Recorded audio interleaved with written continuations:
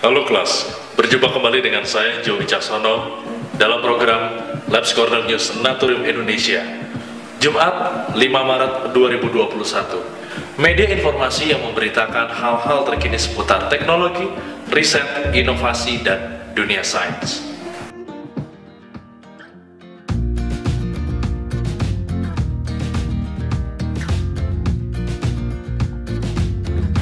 Menemani Anda berakhir pekan di minggu ini, redaksi Labs Corner menyuguhkan beberapa tajuk berita yang menarik.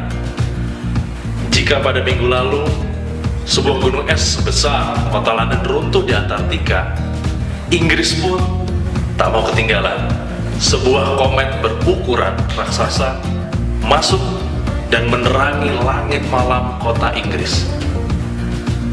Dari dalam negeri, setelah berjibaku panjang dengan banjir dan modifikasi cuaca, warga Indonesia kembali lagi harus berjibaku dengan mutasi baru virus corona B117. Bagaimana lebih lengkapnya? Kita saksikan mulai dari berita yang pertama.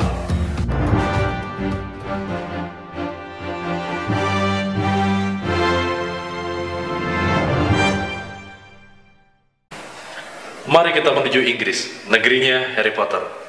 Dilansir dari cnnindonesia.com, pada Minggu 28 Februari 2021 pada waktu setempat, warga Inggris di wilayah selatan digemparkan dengan suara dentuman serta cahaya terang yang melintasi langit malam mereka.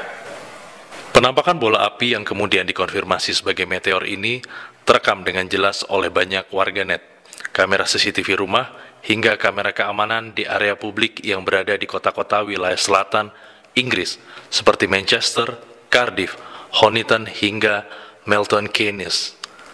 Menurut Dr. Ashley King dari UK Fireball Alliance dan Natural History Museum atau British Museum, bahwa dentuman yang didengar sebagian warga Inggris adalah efek gelombang kejut atau gelombang supersonik yang ditimbulkan meteor saat memasuki atmosfer bumi. Sedangkan mengapa meteor ini begitu terang? Karena diperkirakan meteor tersebut membawa debu kosmik yang terbakar cukup lama setelah bergesekan di atmosfer. Meteor ini sendiri diperkirakan jatuh di sekitar hutan Cheltenham, Inggris.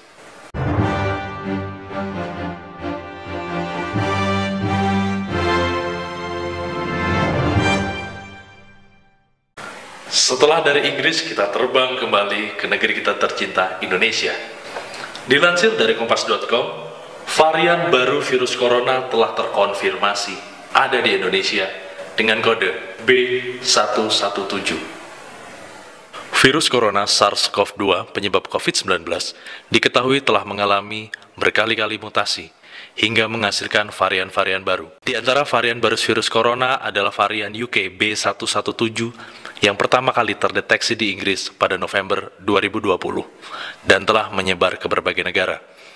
Varian mutasi baru virus corona ini terdeteksi ada di Kabupaten Karawang, Jawa Barat dengan menjangkit 2 orang TKI yang datang ke Indonesia secara terpisah namun berasal dari negara keberangkatan yang sama, yaitu Arab Saudi. Saat berita ini diturunkan, tim Satgas COVID-19 Jawa Barat terus melakukan penjejakan atau tracing terhadap keluarga dan pola interaksi kedua pasien ini setibanya di Indonesia pada 28 dan 31 Januari 2021, meskipun salah seorang pasien telah sempat dirawat di Wisma Atlet Jakarta. Mutasi UK B117 sendiri diketahui memiliki tingkat penularan 70% lebih tinggi dibanding virus yang pertama terdeteksi di Wuhan. Mutasi UK B117 lebih menular karena varian virus corona tersebut mengalami replikasi lebih cepat di dalam tenggorokan. Perlu ditekankan bahwa menurut data dari Kantor Statistik Nasional Inggris atau ONS, meskipun memiliki daya tular yang lebih tinggi, namun varian mutasi UK B117 tidak berkorelasi terhadap tingkat keparahan pada pasien COVID-19.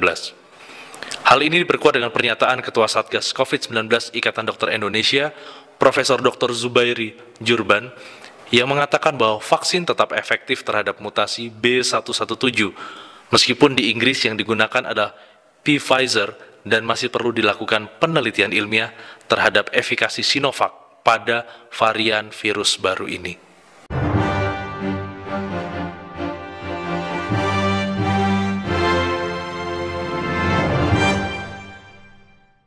Berita yang cukup menggembirakan datang dari dunia pendidikan Indonesia. Berdasarkan masukan yang positif dan antusiasme yang tinggi dari masyarakat terkait dukungan bantuan kuota internet bagi pelajar dan pengajar, membuat Kemendikbud kembali melanjutkan kebijakan pada tahun 2021 ini. Disampaikan langsung oleh Menteri Pendidikan dan Kebudayaan Nadiem Makarim dalam tayangan live pengumuman bantuan kuota data internet tahun 2021 di kanal YouTube Kemendikbud RI pada Senin 1 Maret yang lalu, bahwa pada tahun ini akan diberikan kembali bantuan untuk pelajar dan pengajar yang tercatat dalam data nasional Kemendikbud. Besaran kuota berbeda untuk setiap tingkatnya dan lebih kecil dari sebelumnya. Namun kuota kali ini bersifat fleksibel, dalam artian dapat digunakan pada semua kanal, kecuali kanal-kanal yang diblokir oleh Kemkominfo.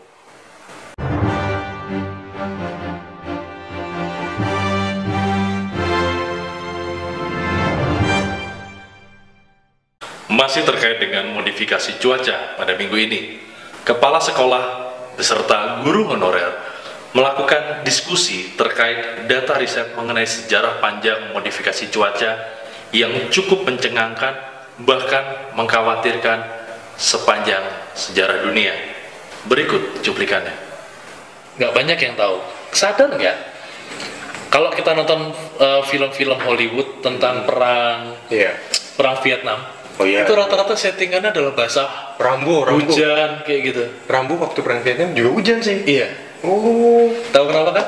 Hasil risetnya nemu nggak? di hasil riset saya, memang pada saat perang Vietnam itu dilakukan modifikasi cuaca. Salah satunya adalah untuk meruntuhkan mental lawan.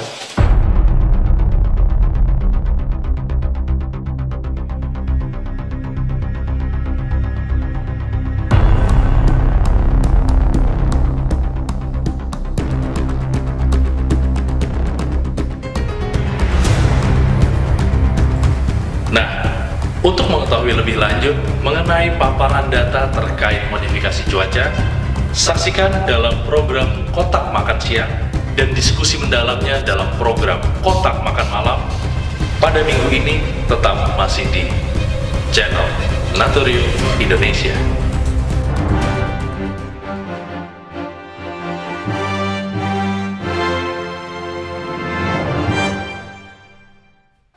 Demikian beberapa tajuk berita untuk menemani Anda berakhir pekan di minggu ini.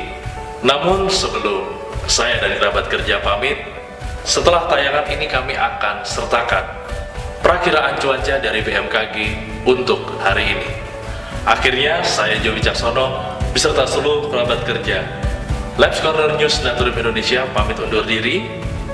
Ingat, tetaplah mempelajari hal-hal sains, karena bersama Naturium Indonesia, sains menjadi lebih menyenangkan.